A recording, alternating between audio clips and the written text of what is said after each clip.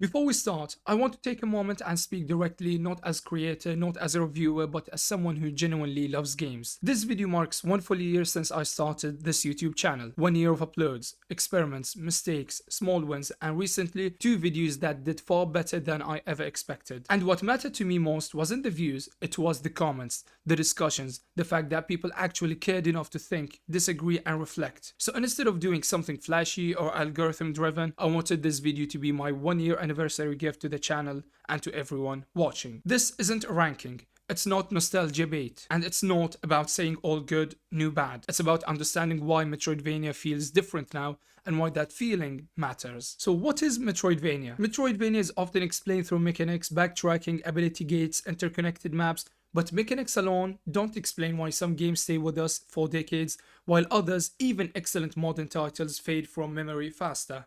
At its core, Metroidvania is not about movement or combat, it is about how the game treats information. Early Metroidvania games rarely gave you answers, they forced you to extract knowledge from the environment, from enemy placement, level geometry, audio cues, repetition, and silence.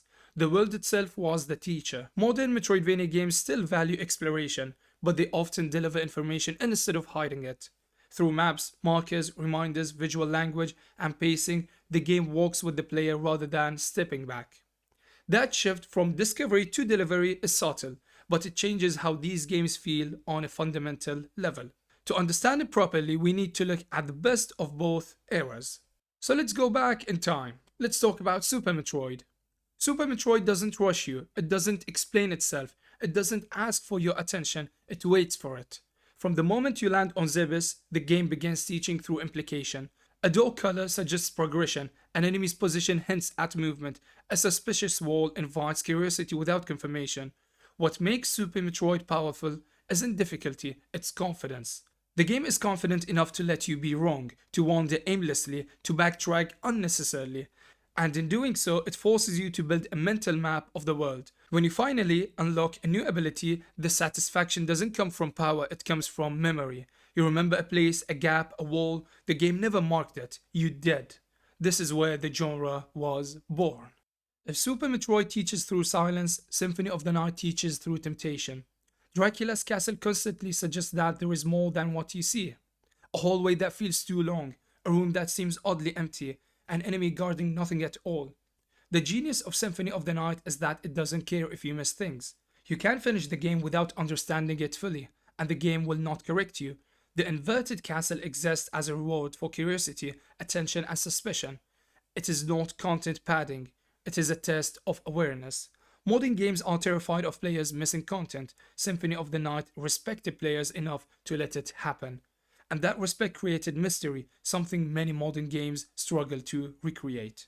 Metroid Fusion is often criticized for being linear, but that criticism misunderstands its purpose. Fusion is not about freedom, it's about control and the loss of it.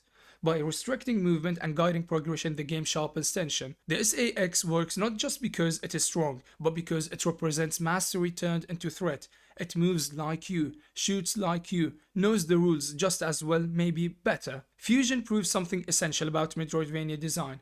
Freedom only matters when it can be taken away. Retro games understood that restriction, when intentional, creates emotion. Zero Mission strips the genre down to its cleanest form. There are no wasted rooms, no unnecessary mechanics, every upgrade has purpose, every secret follows internal logic. Exploration is not overwhelming, it's readable.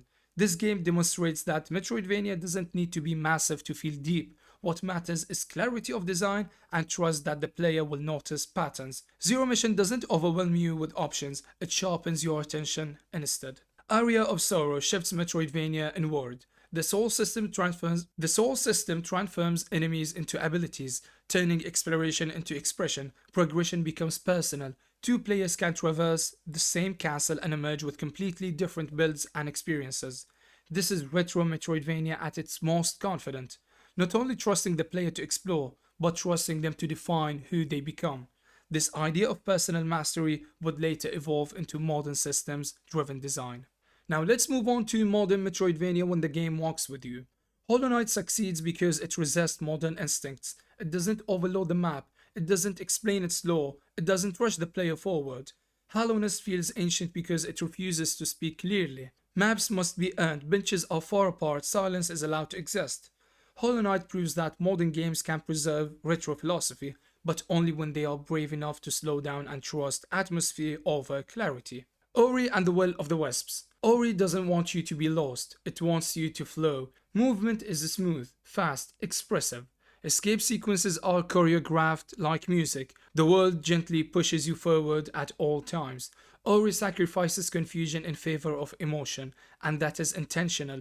You may not remember the exact layout of the world, but you remember how it felt to move through it. This represents one of modern Metroidvania's biggest shifts. Blasphemous looks backward in tone but forward in structure. Its world is oppressive, symbolic, and brutal, but also guided. Paths are clearer, progression is controlled. When you fail, it is usually because of execution, not misunderstanding. Retro Metroidvania punished ignorance. Blasphemous punishes mistakes. Pain replaces confusion, and that changes how players internalize the world. Axiom Verge is one of the most sincere attempts to revive retro Metroidvania philosophy. It doesn't guide you gently, it doesn't prioritize momentum, it asks the player to remember. Progress comes from recalling a detail that once seemed insignificant. A strange enemy, a glitched weapon, a room you didn't understand the first time. Axiom Verge proves how demanding classic Metroidvania design really is, and how much player expectations have changed. Prince of Persia, The Lost Crown represents modern Metroidvania design at its clearest. It is fast, fluid, responsive, and confident. The map is detailed, objectives are readable. When you unlock an ability, the game often reminds you where to use it. Not because it doubts your intelligence, but because modern design prioritizes momentum over memory. You don't ask, where did I see this before? You ask, where do I go next? That difference defines the modern experience. Bonus game. Shantae embraces clarity openly. It guides the player. It explains itself. It wants joy, charm, and forward motion. It doesn't disguise guidance as mystery, and that honesty matters. Shantae represents a modern Metroidvania that understands its audience and designs without shame. In conclusion, retro Metroidvania trusted silence. Modern Metroidvania trusts momentum. Retro games ask you to think. Modern games ask you to feel. Neither is wrong, but they are not the same. When players say modern Metroidvania feels empty, what they often mean is this: the game is no longer trust them with confusion. Understanding that difference is how we stop arguing and start appreciating the genre for what it has become. Don't forget to subscribe to our channel. See you in the next video.